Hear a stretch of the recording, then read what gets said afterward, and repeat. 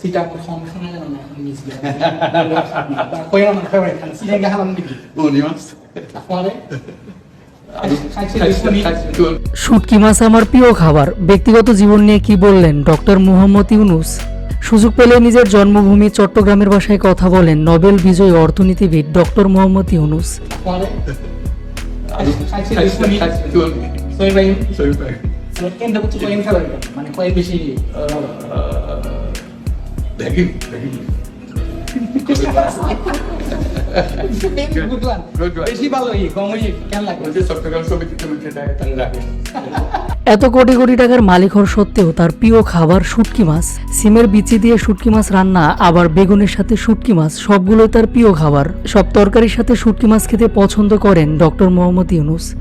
বাংলাদেশের অন্তর্বর্তীকালীন সরকারের প্রধান উপদেষ্টা হিসেবে দায়িত্ব পেয়ে নতুন করে আবারও আলোচনায় এসেছেন তিনি।